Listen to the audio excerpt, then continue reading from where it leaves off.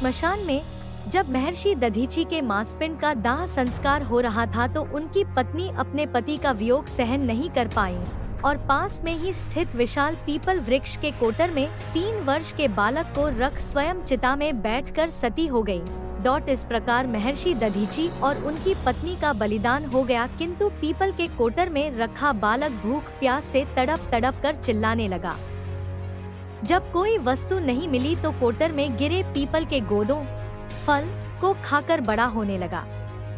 कालांतर में पीपल के पत्तों और फलों को खाकर बालक का जीवन येन केन प्रकारेण सुरक्षित रहा। एक दिन देवर्षि नारद वहां से गुजरे। नारद ने पीपल के कोटर में बालक को देखकर उसका परिचय पूछा। नारद, बालक तुम कौन हो? बालक, यही तो मैं भी जानना चाहता हूँ। नारद, तुम्हारे जनक कौन है? बालक, यही तो मैं जानना चाहता हूँ। तब नारद ने ध्यान धर देखा। नारद ने आश्चर्यचकित हो बताया कि हे बालक, तुम महान दानी महर्षि दधीची के पुत्र हो। तुम्हारे पिता की अस्थियों का वज्र बनाकर ही देवताओं ने असुरों पर विजय पाई थी।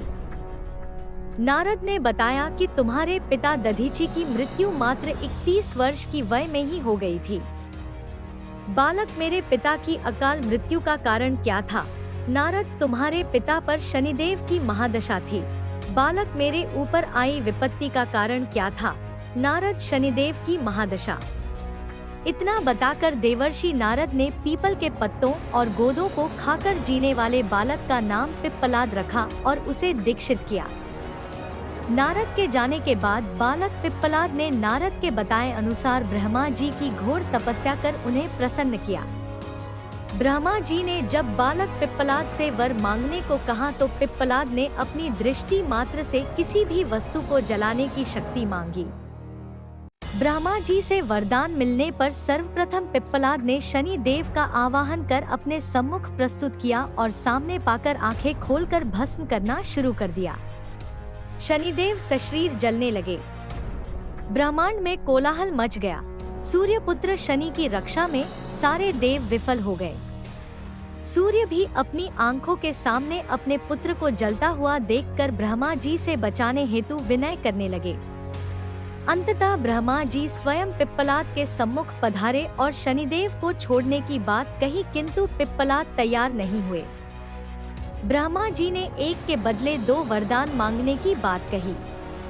तब पिप्पलाद ने खुश होकर निम्नवत 2 वरदान मांगे।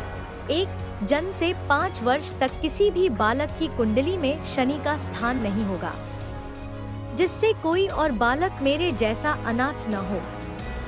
2, मुझ अनाथ को शरण पीपल वृक्ष ने दी है। अतः जो भी व्यक्ति सूर्योदय के पूर्व पीपल वृक्ष पर जल चढ़ाएगा उस पर शनि की महादशा का असर नहीं होगा। ब्रह्मा जी ने तथास्तु कह वरदान दिया। तब पिप्पलाद ने जलते हुए शनि को अपने ब्रह्मदंड से उनके पैरों पर आघात करके उन्हें मुक्त कर दिया, जिससे शनिदेव के पैर क्षतिग्रस्त हो गए और वे पहले जैसी तेजी से चलने लायक नहीं रहे। अतः तभी से शनि, शनै, चर्तीय, शनैश्चर अर्थात जो धीरे चलता है वही शनैश्चर है कहलाए और शनि आग में जलने के कारण काली काया वाले अंग भंग रूप में हो गए। संप्रति शनि की काली मूर्ति और पीपल वृक्ष की पूजा का यही धार्मिक हेतु है। आगे चलकर पिप्पलाद ने प्रश्न उपनिषद की रचना की, जो आज भी